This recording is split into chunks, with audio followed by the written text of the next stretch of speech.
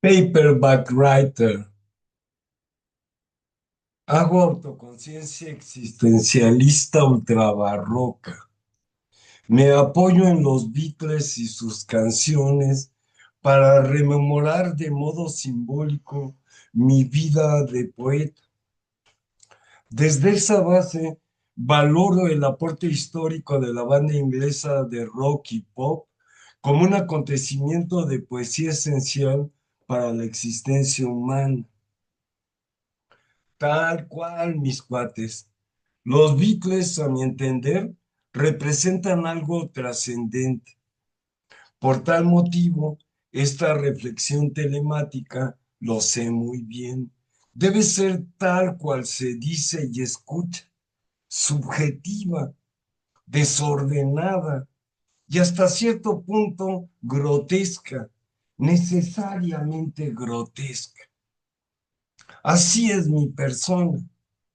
Solo de este modo, en tono beatlemaníaco, puedo hacer comprensible la verdad de mi vocación de poeta en estos tiempos de miseria dentro de la historia mundial. Voy con los Beatles como mi fundamento para discurrir sobre el ser y el tiempo. Lo hago porque ellos son, ante todo, un referente de época, un punto común, sintetizan en su encrucijada simbólica las cuestiones comunes de quienes hemos vivido la mitad del siglo pasado y transitamos ya todo un cuarto del aburrido siglo presente. Más aún, los Beatles son el emblema que nos ayuda a entender nuestra situación ante la transculturación universal, gestada por la globalización del mercado tardocapitalista, financiero y digital del dólar después de la Segunda Guerra Mundial. Por ello, la banda de Liverpool funciona como una encrucijada, un aeropuerto, una estación por donde pasan de uno u otro modo todos los acontecimientos de la historia en general. y de mi vida en particular desde hace 6 décadas. Los Beatles me ayudan a recordar y a no perderme en el laberinto de la memoria, donde lo claro parece siempre inventado o fantaseado por el ego, y lo cierto se esconde entre sombras y espectros de lo real que siempre nos trasciende. Son una constante ocurrencia los Beatles dentro de mi vida loca. Los Beatles también abren puertas y ventanas, iluminan muros y espejos en mi conciencia de poeta contracultural y subterráneo. Esto me permite ampliar precisamente de este modo, por escrito y hablado en voz alta, mi razonamiento poético sobre la existencia entera, el sentido de la vida, la verdad de la historia, lo que puedo decir al respecto, mi teoría de la vida buena. Comprendo que el ser en sí de mi ser ahí encuentra su sentido profundo como ser que es y sería en una temporalidad afectada por los bucles, de modo que con la reflexión dispersa que hago en estos segmentos de voz y de transmisión telemática conceptista, se expresa entera mi historicidad concreta, y por la universalidad ejemplar de la banda, considero mejor recurrir a ellos que a cualquier otro concepto o fenómeno del arte o la sociocultura, porque sé que los Beatles no son muy próximos en muchos sentidos. Así me doy a entender con quien me quiera prestar atención, sea de la edad que sea y esté en el lugar donde esté. Ahora bien, si debo juzgarme a mí mismo y aquí mismo como poeta, tengo bien claro y sin queja que por lo que he escrito hasta ahora, solo soy un poeta miseria en tiempos de miseria. Una manchita dentro de la inmensa trama del tapiz de la literatura universal. Soy, a lo sumo, una migaja de poeta, pues no he logrado afirmar una obra redonda y perfecta. No se le da a todo mundo. Solo he logrado hacer muchos intentos y este es el que sigue. No obstante, he querido crear de corazón esa obra de poeta miseria en tiempos de miseria todos los días de mi vida que no ha sido una vida miserable. Yo nunca he votado por el PRI ni por Morena. Por eso me sé poeta contracultural, oscuro, subterráneo, pero un poeta al fin y al cabo. Entonces, ya digo que los Beatles han tenido mucho que ver en este mi ser el poeta que soy. Su influencia es tan vasta para mí como la de Macedonio Fernández, Alejandra Pizarnik, Octavio Paz, Sor Juana Inés de la Cruz, Otaola, Dante, Shakespeare, Homero, William Blake o el maestro Eckhart. Esto debe dar un contexto amplio al interior de lo que llaman canon literario inmediato. No se olvide que hablo intencionalmente desde mi subjetividad más subjetiva, desde el ente que soy yo mismo para mí mismo. Hablo desde mi existencia como ser ahí. Hablo de lo que es relativo a mi ser para la muerte. Un ser que se ejerce desde niño como poeta. Una firme voluntad de ser poeta, servidor de las palabras. Es lo que no puedo dejar de ser sin dejar de ser yo de verdad para mí mismo. Poeta. Y con los Beatles creo que puedo comunicar mi ser poeta con un discurso que trasciende y supera de forma surreal el menester de juglaría y el menester de clerecía al mismo tiempo.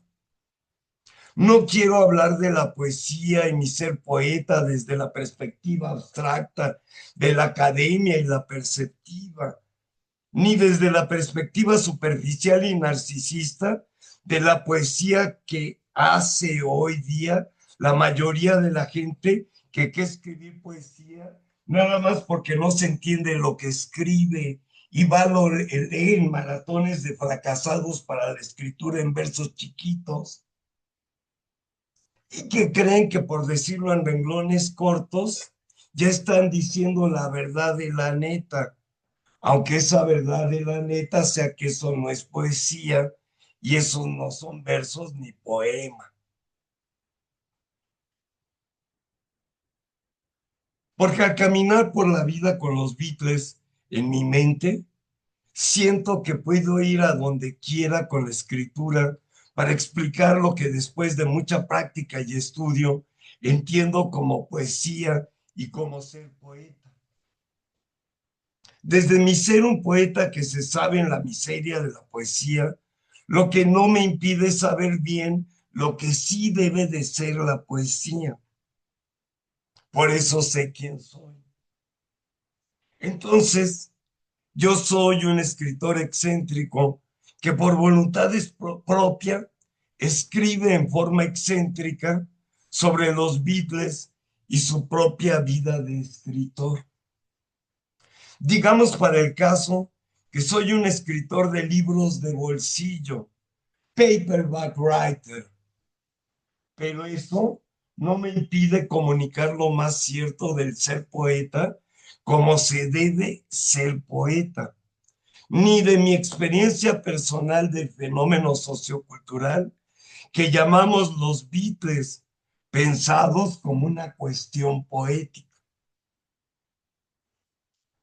La canción Paperback Writer es en este contexto el arquetipo del fracaso glorioso.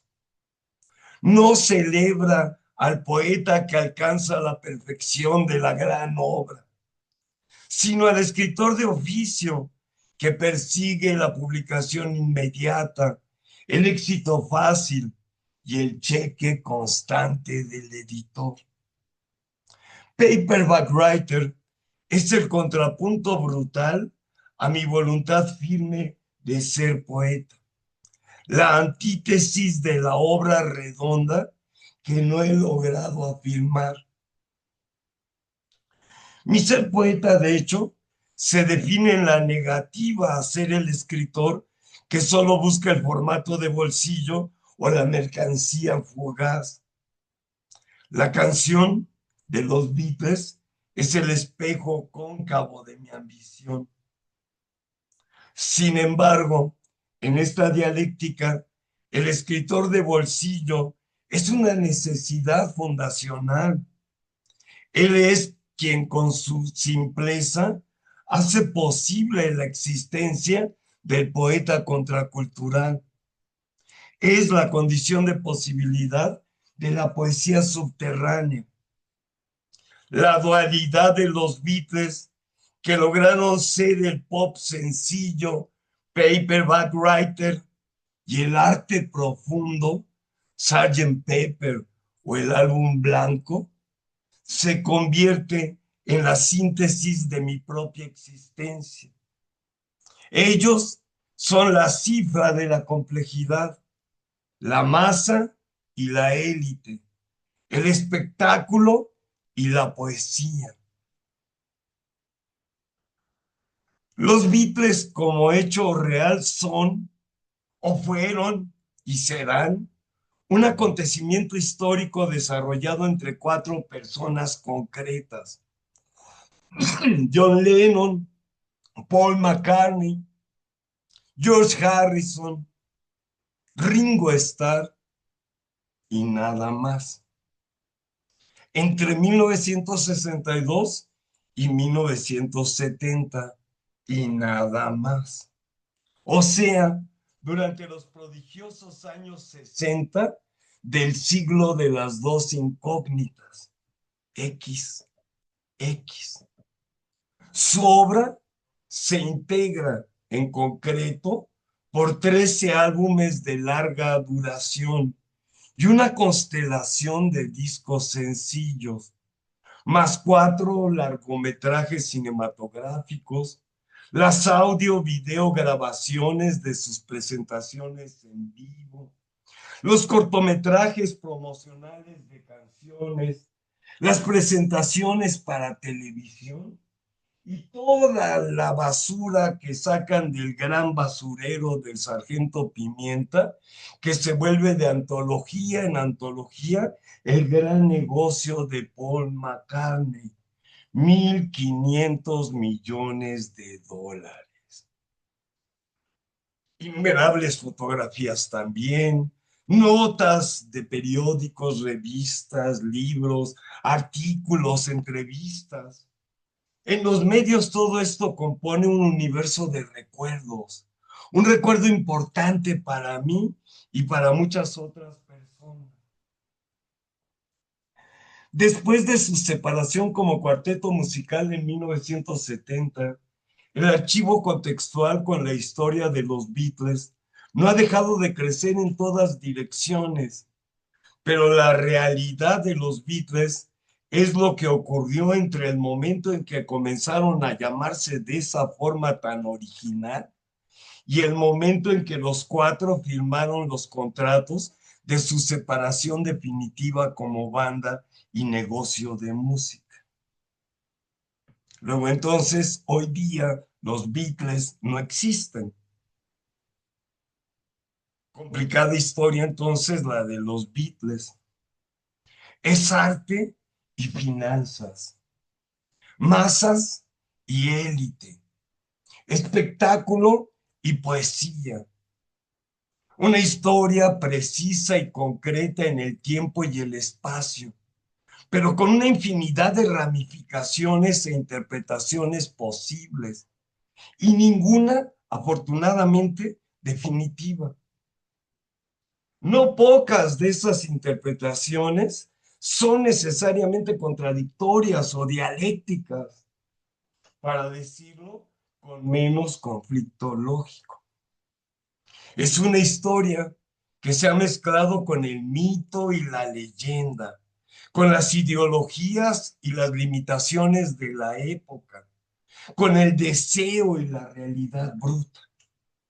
Lo mismo que con la contracultura y la resistencia libertaria.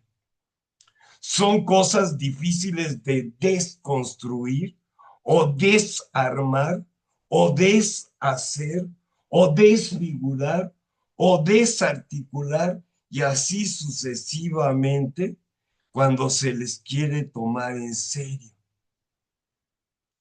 como quiero hacer yo aquí, para decir la verdad sobre los Beatles y yo, mi verdad de poeta, una verdad que yo considero que será siempre algo discutible para que así sea por completo cierta y duradera. Los Beatles y yo, una idea fija, como lo fue Dios en el ya lejano tiempo donde Dios estaba vivo todavía, y como ahora lo pueden representar simbólicamente los Beatles sin tener que derrapar en asuntos de religión o teología, y sin dejar de recibir, fundar y transmitir lo sagrado, sin Dios y sin dogma. Lo sagrado que es los Beatles y yo, Mi verdad sobre los Beatles y yo. Un concepto, una vida, más que una historia, donde lo más duro es establecer quién soy yo, algo que yo mismo no puedo poner por escrito ni decir en voz alta sin sentir de inmediato que no lo puse ni lo dije, porque yo sigo estando aquí, siendo otro que se muere, donde estoy conmigo mismo como conciencia y todo eso por los Beatles y yo. Una idea cósmica que por mi mente pasa para hablar con ustedes de esta manera, de esto y todo eso, lo sagrado, historias maravillosas, el sendero del corazón, yo y siempre yo, solo yo, para hablar contigo cuando digo y escribo ustedes, para hablar de los Beatles y mi fortuna de poeta, mi memoria de escritor, un pretexto, un contexto, los Beatles, su efecto en la historia mundial y en mi historia particular, un drama existencial, o sea, una tragicomedia heideggeriana. Mi existencia afectada de muchas maneras por los Beatles, verdad y leyenda, mito y realidad, cuento y documento, suma de hechos y de confusiones. Todo narrado de este modo excéntrico, ultra barroco coyoacano, por este escritor de libros de bolsillo que digo ser yo, ahora en forma digital, sin tinta y sin papel, desde estos otros libros virtuales, espectrales, fantasmáticos y fantásticos, pero siempre ciertos, que son las grabaciones telemáticas audiovisuales.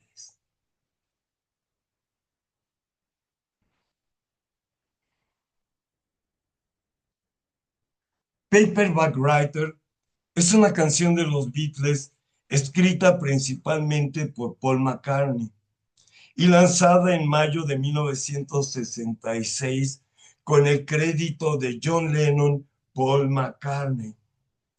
La letra está construida como una carta de un aspirante a escritor que busca publicar su novela en formato de bolsillo. Fue grabada en los estudios EMI de Londres y destaca por su sonido más pesado de guitarra y por innovaciones técnicas en la grabación del bajo. La canción narra la voz de un escritor frustrado que pide a un editor que publique su libro como paperback, libro de bolsillo. McCartney se inspiró en un artículo del Daily Mail sobre escritores que intentaban abrirse camino en ese mercado. La letra está redactada como una carta formal. Dear Sir o Madam, querido señor o señora, lo que refuerza el tono irónico y humorístico. John Lennon la describió como hija de Day Tripper por su riff de guitarra fuerte y distorsionado. Por su estilo, se mueve entre hard rock, power rock y psicodelia, marcando un giro hacia un sonido más agresivo que sus sencillos anteriores. Fue grabada el 13 y el 14 de abril de 1966 en los estudios EMI de Londres. La producción estuvo a cargo de George Martin, con técnicas innovadoras de grabación desarrolladas junto con el ingeniero de sonido Geoff Emerick. Paul McCartney usó un bajo Rickenbacker y se experimentó con un altavoz usado como micrófono para captar frecuencias graves más potentes del bajo. Esto dio al tema un bajo más prominente que en grabaciones anteriores. Incluye armonías vocales muy trabajadas, con coros que repiten Paperback Writer en contrapunto. Su duración es de 2 minutos con 16 segundos en la versión para estéreo original y 2 minutos con 23 segundos en la versión para monaural. Fue lanzada como sencillo lado A con la canción Rain compuesta por John Lennon como lado B en mayo de 1966. Representa un momento de transición. Los Beatles empezaban a experimentar con técnicas de estudio cada vez más complejas, anticipando ya el espíritu de Revolver y el Sargento Pimienta. En síntesis, Paperback Writer es una sátira ligera sobre la ambición literaria, pero también un hito técnico en la evolución sonora de los Beatles. Su riff de guitarra y el bajo reforzado marcaron un cambio hacia un sonido más poderoso y experimental. He aquí una versión en español de la letra de Paperback Writer. Escritor de libros de bolsillo, escritor de libros de bolsillo. Estimado señor o señora, ¿leería mi libro? Me llevó años escribirlo. ¿Le echaría un vistazo? Está basado en una novela de un hombre llamado Lea y necesito un trabajo. Así que quiero ser escritor de libros de bolsillo. Escritor de libros de bolsillo. Es una historia sucia de un hombre sucio y su esposa que se aferra a él. No lo entiende. Su hijo trabaja para el Daily Mail. Es un trabajo estable, pero él quiere ser escritor de libros de bolsillo, escritor de libros de bolsillo, escritor de libros de bolsillo, escritor de libros de bolsillo. Tiene 1000 páginas más o menos. Escribiré más en 1 o 2 semanas. Puedo alargarlo si te gusta el estilo. Puedo modificarlo y quiero ser escritor de libros de bolsillo. Escritor de libros de bolsillo. Si de verdad te gusta, puedes quedarte con los derechos. Podría ganar 1 millón de la noche a la mañana. Si tienes que devolverlo, puedes enviarlo aquí, pero necesito un descanso y quiero ser escritor de libros de bolsillo. Escritor de libros de bolsillo. Escritor de libros de bolsillo. Escritor de libros de bolsillo. Escritor de libros de bolsillo. Escritor de libros de bolsillo. Escritor de libros de bolsillo. Escritor de libros de bolsillo. Escritor de libros de bolsillo. Escritor de libros de bolsillo. El videoclip de Paperback Writer, filmado el 19 de mayo de 1966 en los jardines de Chiswick House en Londres, es uno de los primeros ejemplos de cómo los Beatles empezaron a usar el formato audiovisual como sustituto de las presentaciones televisivas. En este clip audiovisual se aprecia a la banda tocando en un entorno natural, con una actitud relajada y casi lúdica, como un extrañamiento brechtiano para resaltar que los Beatles no tocaban en vivo, sino que estaban haciendo playback. Ringo Starr no aparece en cuadro tocando la batería ni ningún instrumento. La presencia de Paul McCartney con un diente roto, resultado de un accidente en su bicimoto meses antes, añade un matiz inesperado, una imperfección visible que contrasta con la imagen cuidadosamente construida del grupo.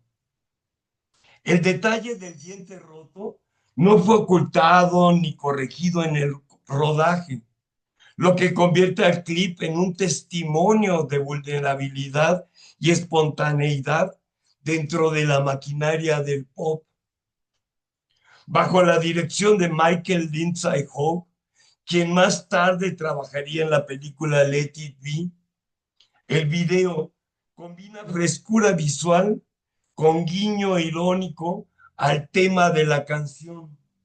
Un escritor que busca desesperadamente publicar su obra.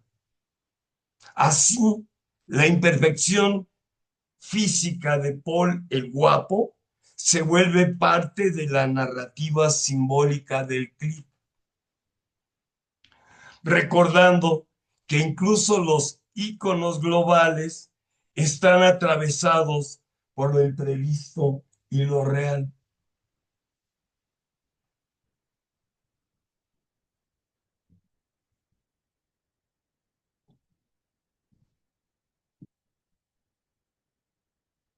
El paradigma sonoro del nihilismo imperial.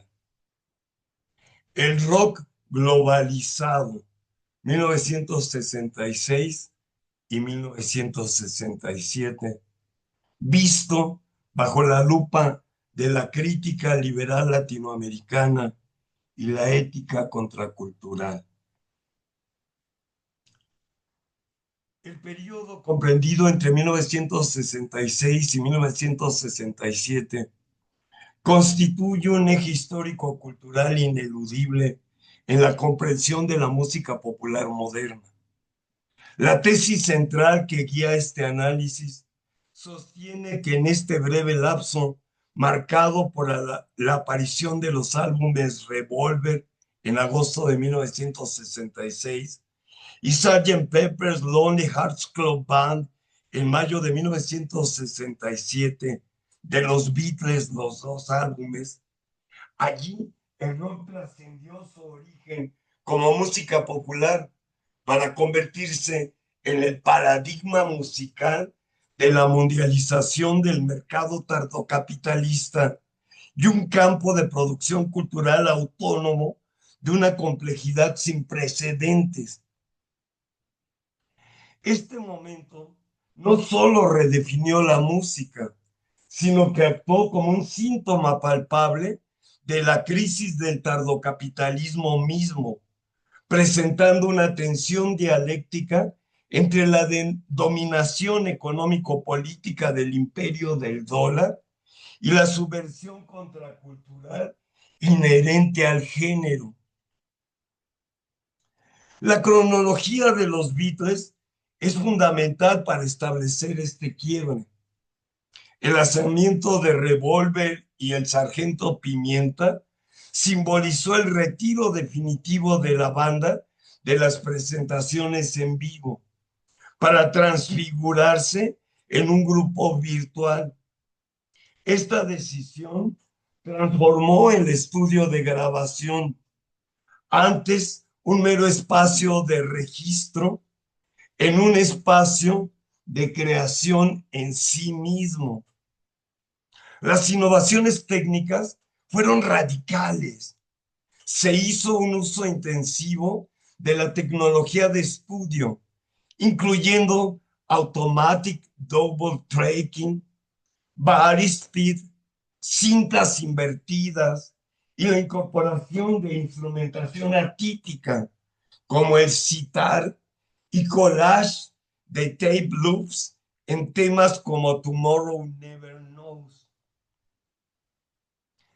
La complejidad musical y temática aumentó drásticamente.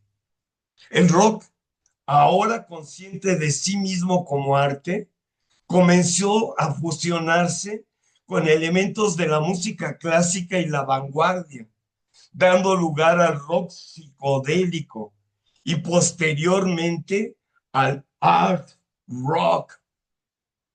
Sargento Pimienta fue rápidamente aclamado por los críticos, trascendiendo el ámbito de lo juvenil y fue asociado con la contracultura de la época. Drogas, misticismo. Este álbum fue calificado como un momento decisivo en la historia de la civilización occidental, lo que cimentó la noción de que el rock ya no era simplemente entretenimiento, sino una fuerza cultural capaz de influir en todos los géneros musicales, sea para intervenirlos o para rechazarlos. Este ascenso, bueno, ya que dije para rechazarlos, y aquí le escupo en la cara al pinche Sabina, ya que se retire la momia, que ya no esté chingando con sus tequilerías. Y en regreso a la realidad. Este ascenso se produjo en el contexto de la consolidación del capitalismo tardío y la expansión de la vida cotidiana a una escala global. Un proceso que José Ortega y Gasset había descrito décadas antes como la mundialización de la vida, donde el contenido vital del hombre promedio abarca hoy todo el planeta.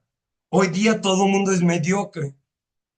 Filosóficamente, el fenómeno de 1967 coincide con la publicación del libro La sociedad del espectáculo de Guy Debord, obra que criticaba cómo las imágenes y la representación mediada pasaban a dominar las relaciones sociales. Una crítica que encuentra una resonancia directa en la producción discográfica de alta fidelidad y la creación de las estrellas de rock como mercancía. La crítica de esta mundialización del espectáculo debe realizarse desde un marco que revele sus mecanismos de poder. Por ello, esta transmisión telemática adopta una perspectiva liberal latinoamericana para tratar de evaluar las dinámicas de dependencia cultural y la búsqueda de autonomía en la región. Además, el análisis se somete a una estricta ética feminista, comunal y libertaria, criterios axiológicos que sirven para determinar la autenticidad y el alcance subversivo del rock, y no solo su impacto estético o emocional. El momento paradigma del rock fue entre 1966 y 1967 y no puede disociarse de las estructuras de dominación del capitalismo avanzado.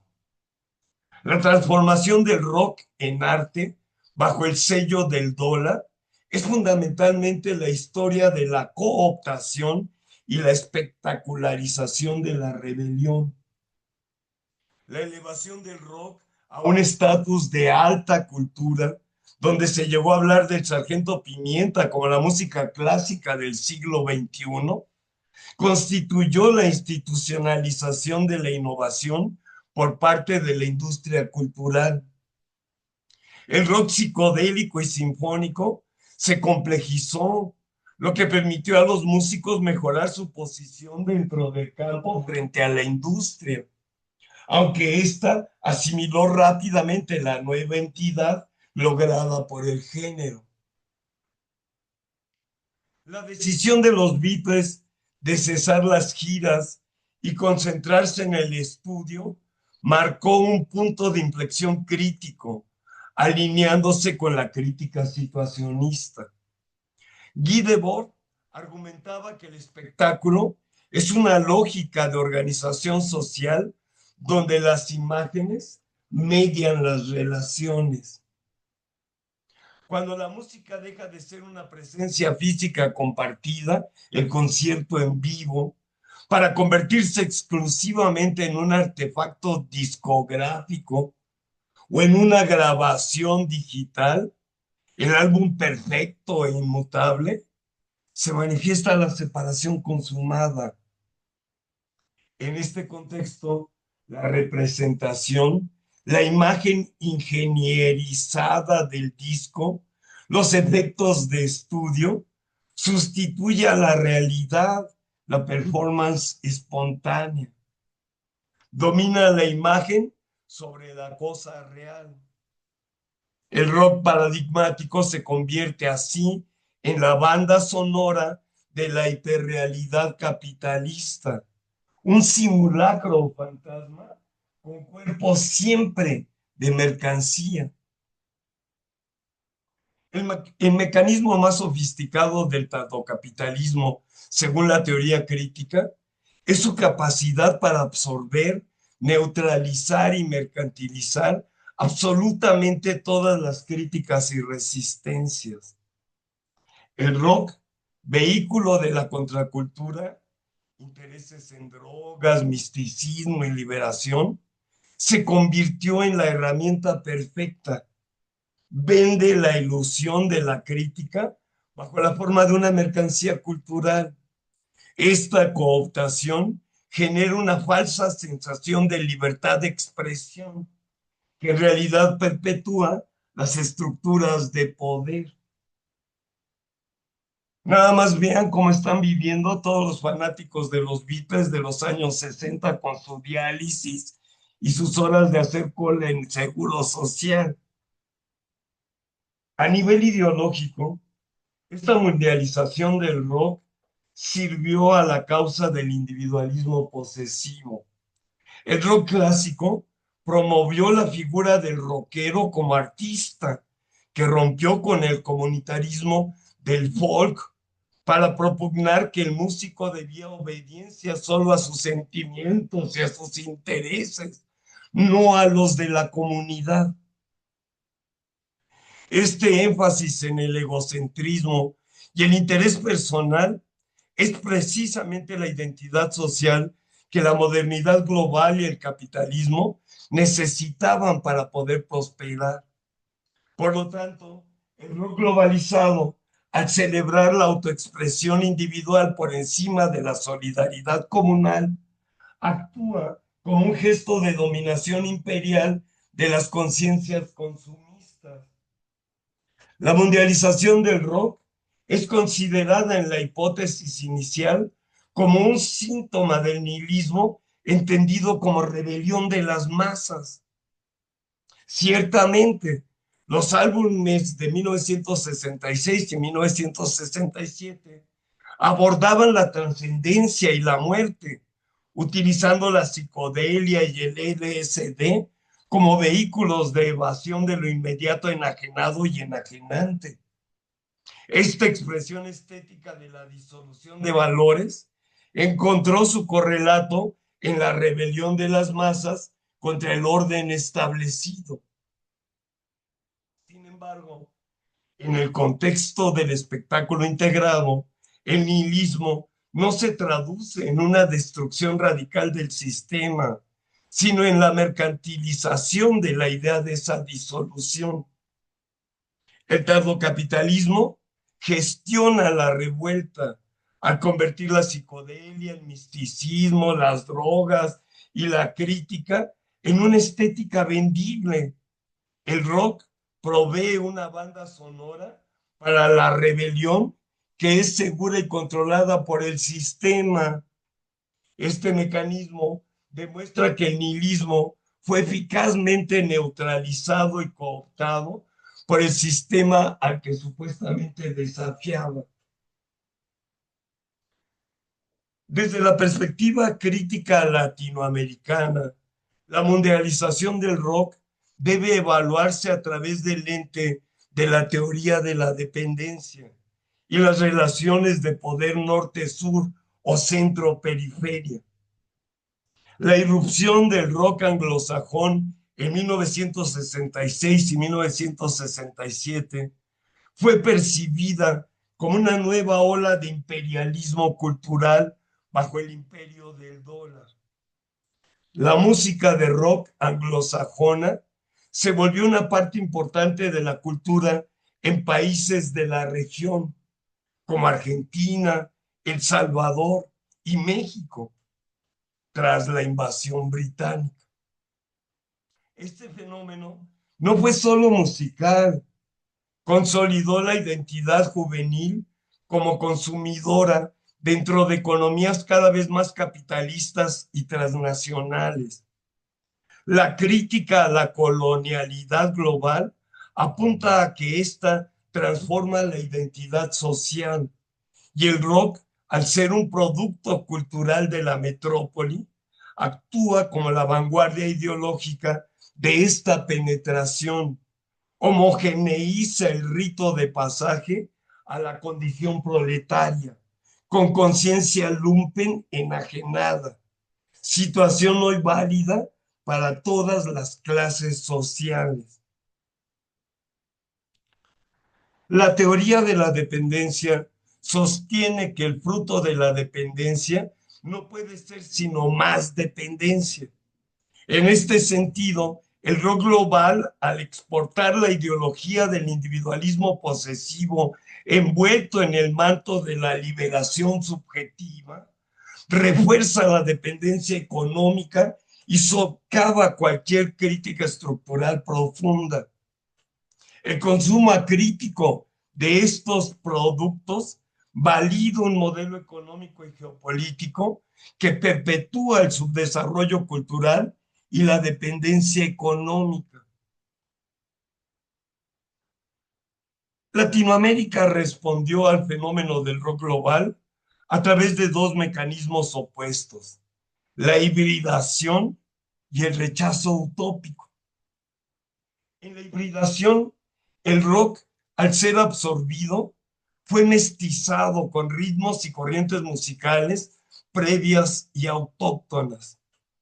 La semi-latinización de los éxitos originales, como las versiones en español de los Teen Tops, permitió a la audiencia sentirse partícipe y no solo oyente distante de sonidos extranjeros. Esta hibridación cultural constituye una forma de resistencia adaptativa, buscando una identidad que no entrara en conflicto con su rol de consumidor capitalista. Por otro lado, el rechazo se manifestó en proyectos culturales que se definieron explícitamente en contra de la dominación imperial del dólar. Movimientos como la nueva trova cubana o el canto nuevo chileno ofrecieron narrativas musicales utópicos revolucionarias, identificadas con el nacionalismo y el socialismo, que terminaron tropezando en populismo, que es fascismo corriente todo el tiempo. Mientras el rock globalizado ofrecía buena música, pero poca rebeldía política efectiva en la esfera pública, los movimientos de la nueva canción buscaron una utopía militante y una identidad cultural descolonizada y autónoma con guitarritas de palo. La crítica se formula desde una perspectiva liberal latinoamericana, desde una posición históricamente atrapada entre la hegemonía cultural del estatismo y el paternalismo. El rock global presenta una ambivalencia. Afinidad formal. El rock, con su impulso contracultural, promueve la crítica a la autoridad y un individualismo subjetivo, valores que formalmente resuenan con el entusiasmo por las libertades civiles del constitucionalismo clásico defendidos por la herencia liberal latinoamericana. Contradicción material. Sin embargo, al consolidarse como producto de la dominación cultural anglosajona, el rock global refuerza la dependencia económica y la colonialidad cultural. La lucha por la autonomía cultural en América Latina a menudo se articuló entonces a través de narrativas nacionalistas y estatistas, ejemplificado por la nueva trova cubana, que se identificó con el proyecto del Estado-Nación de la criminal dictadura castrista, lo que contradice el principio liberal de reducir el rol del Estado. Para el liberalismo latinoamericano, la verdadera autonomía cultural debe evitar caer en la trampa del nacionalismo paternalista y moralino. El no globalizado, al reforzar la dependencia, socava la posibilidad de un proyecto de autonomía cultural genuinamente libertario y local. Para juzgar si la mundialización del rock constituyó un verdadero nuevo espacio para la subversión contracultural, se aplica la matriz ética feminista, comunal y libertaria. A pesar de que los años 60 trajeron consigo movimientos de liberación sexual y la redefinición de roles sociales, el análisis desde la ética feminista revela que el rock clásico estaba profundamente anclado en la cultura patriarcal y el androcentrismo. La contradicción más evidente se encuentra en el fenómeno de las groupies, supuestamente un signo de la nueva libertad sexual. No obstante, el análisis crítico sugiere que esta liberación fue un espejismo para la población femenina, ya que representaba la sumisión a la sexualidad masculina y la cosificación femenina. La industria del rock, dominada por voces masculinas, como Robert Plant de Led Zeppelin, reforzó las nociones tradicionales de masculinidad y deseo. La ética feminista exige aplicar el género como categoría de análisis a estos discursos culturales. Se observa entonces que el rock, al enfocarse en la trascendencia de preocupaciones materiales y el individualismo, fracasó por completo en aplicar la libertad al sujeto femenino dentro de sus propias estructuras de poder. ¿No es inquietante que ahorita todas las cantantes femeninas de moda son enseñanalga y enseñachiche como Dipa Lupa o Peñipa Lupa o lo que fuera novia de Ronaldinho? La historiografía, incluso en América Latina, tiende a invisibilizar a las mujeres pioneras y compositoras. En conclusión, la subversión ética del rock fue inherentemente incompleta, ya que se basó en una liberación generizada y siempre patriarcal. El etos de la contracultura de los 60 se manifestó en la búsqueda de estilos de vida más allá del materialismo, el Estado-nación, y para ello se dio la formación de comunas. El rock en América Latina inicialmente contribuyó a redefinir un sentido de comunidad juvenil. Sin embargo, el rock paradigmático de 1966 y 1967 consolidó el culto al individuo genial. El cambio del folk, tradicionalmente comunitarista, al rock psicodélico de estudio, implicó que el músico se consideraba a sí mismo una autoridad que solo respondía a sus propios intereses. Este desplazamiento es crucial. La ética comunal es sacrificada en el altar del culto a la celebridad y el artista excepcional. La energía comunal que podría haberse dirigido hacia la reexistencia o las prácticas de resistencia en la cotidianidad se desvió hacia el consumo pasivo de la obra maestra individualizada. El rock posterior a 1966 fracasa en el eje comunal al reemplazar la solidaridad por el consumo colectivo espectacularizado, un mecanismo necesario para el individualismo posesivo que alimenta el capitalismo tardío. Pronto, la mayoría de los comuneros regresó a la familia nuclear óptima para el trabajo asalariado. La ética libertaria valora la autogestión, la autonomía y el rechazo a la dominación estatal y comercial. El rock, a lo largo de los años 60, efectivamente logró una autonomía progresiva frente a la industria, transformando el estudio en un espacio de creación libre. Sin embargo, el art rock o rock psicodélico de la cúspide presenta una profunda contradicción libertaria. Álbumes como El Sargento Pimienta, con su complejidad técnica, el uso de instrumentación orquestal y los largos tiempos de producción requerían una inversión de capital y una dependencia tecnológica altísima. Ingenieros, George Martin, técnicos especializados. Este modelo de autonomía artística es completamente dependiente del gran capital. En contraste, el movimiento libertario genuino en la cultura, como la filosofía hazlo tú mismo del punk, que surgiría posteriormente, o las prácticas anárquicas de las fiestas rey, buscaba activamente el rechazo a los dictados de la industria cultural mediante la autogestión de bajo costo.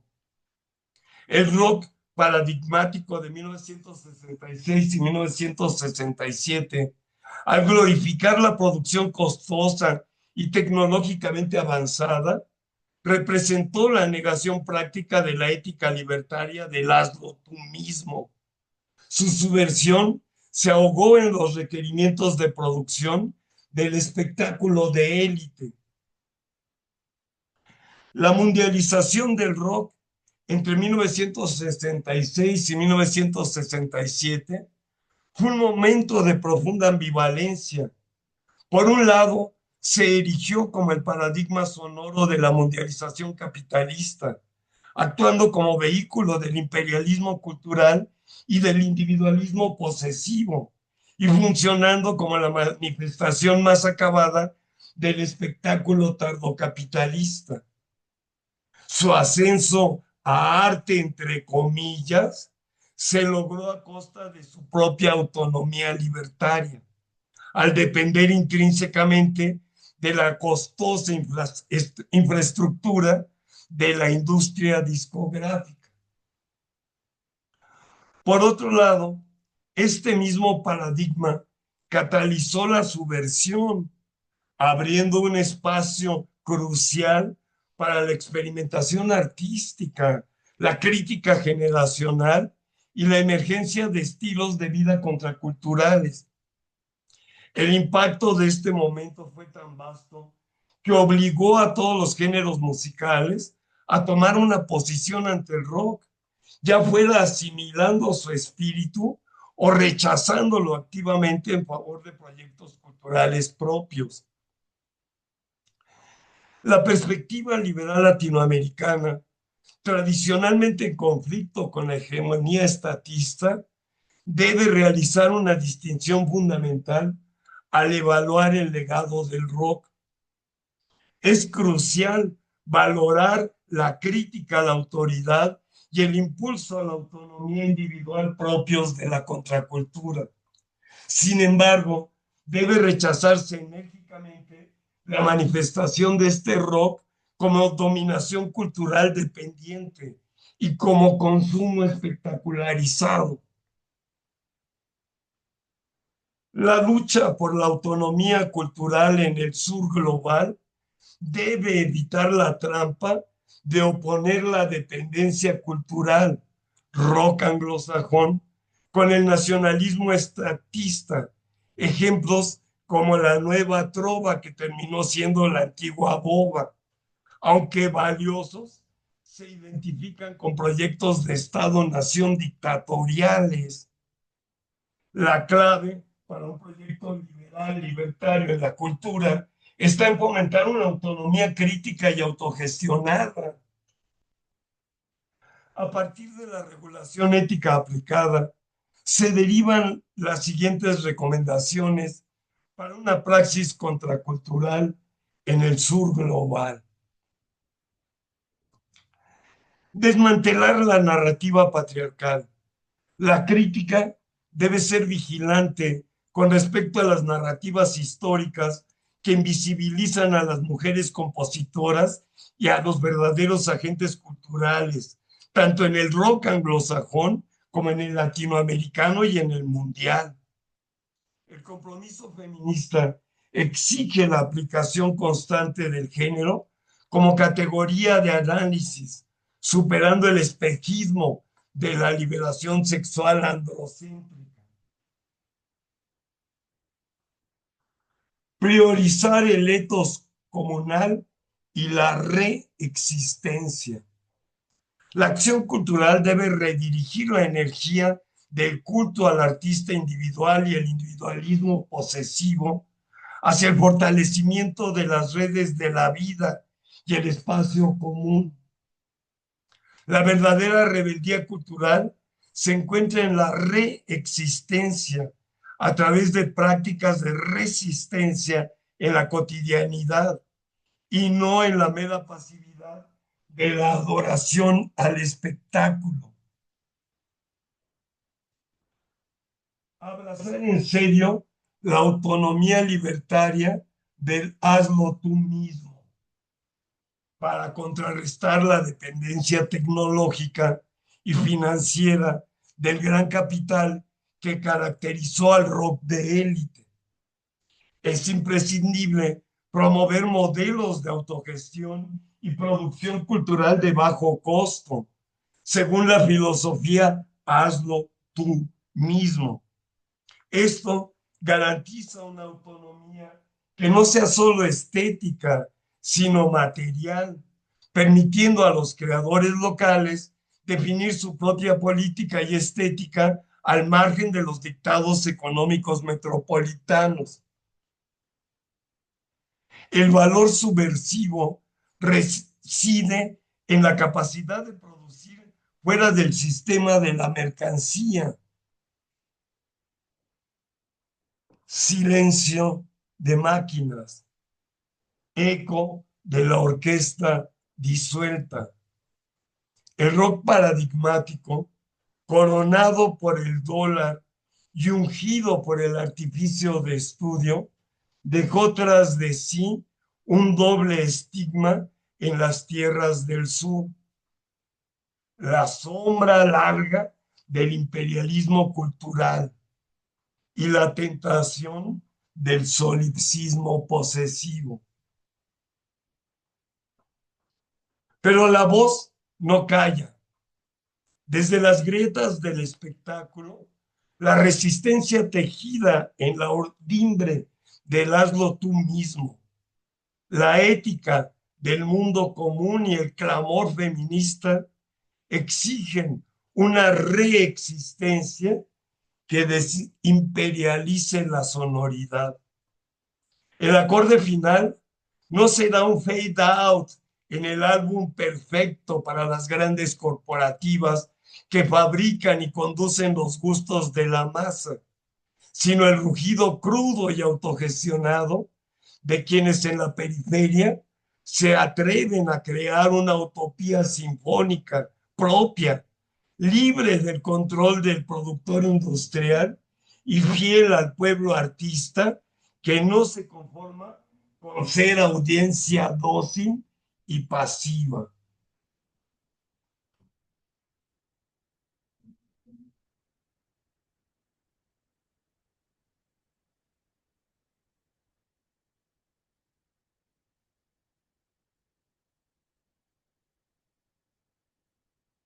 A Day in the Life, arquitectura sonora y mística de los Beatles. A Day in the Life, un día en la vida, es la pieza que cierra el lado B del disco Sargento, Club de Corazones Solitarios, banda del Club de los Corazones Solitarios del Sargento Pimienta, aparecido, como ya dije, en 1967. A Day in the Life es mucho más que una canción. Es una construcción sonora que articula poesía, experimentación técnica y crítica cultural. En apenas 5 minutos, Lennon y McCartney logran una síntesis entre lo popular y lo vanguardista, entre lo cotidiano y lo metafísico, que convierte a esta obra en un hito de la música del siglo XX.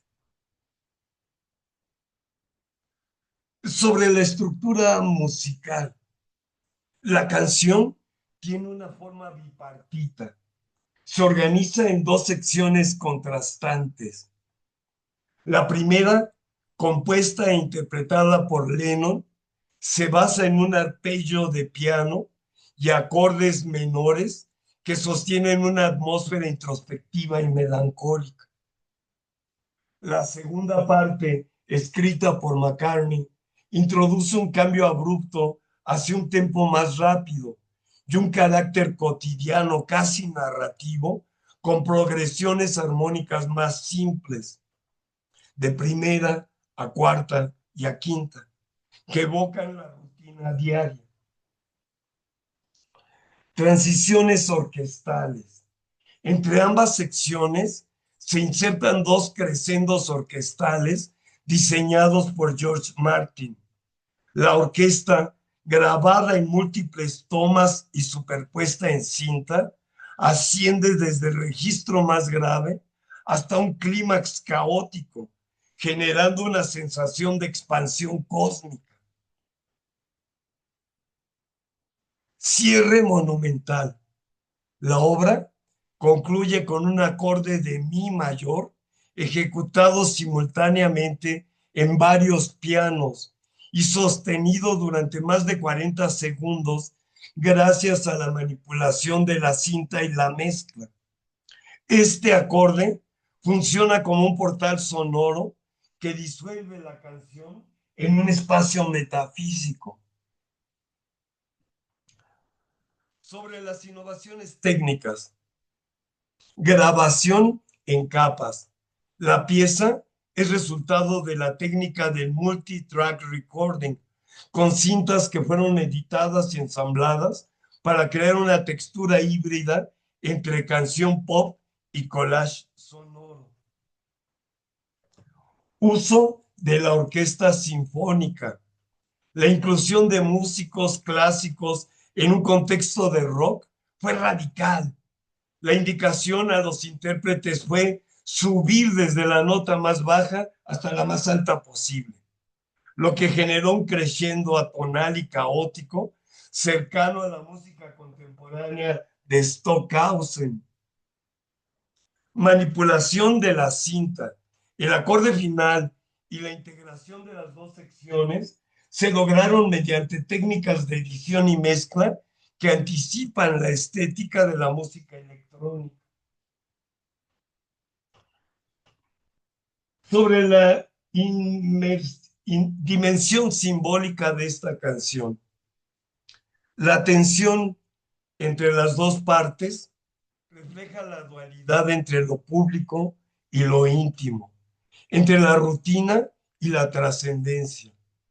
Lennon expone la alienación de la opinión pública frente a las noticias, mientras McCartney describe la banalidad de la vida cotidiana. La orquesta y el acorde final funcionan como metáfora de un despertar colectivo, un sueño compartido por los cuatro Beatles y por quienes participaron en la grabación.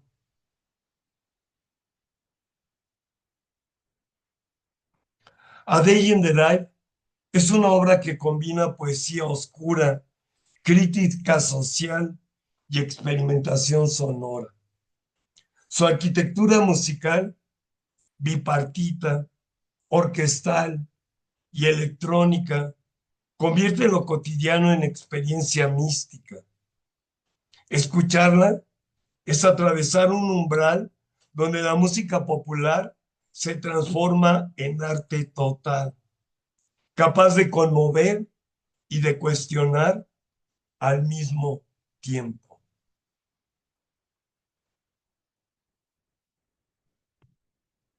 Muchas gracias por su participación, oyendo y mirando esta transmisión telemática.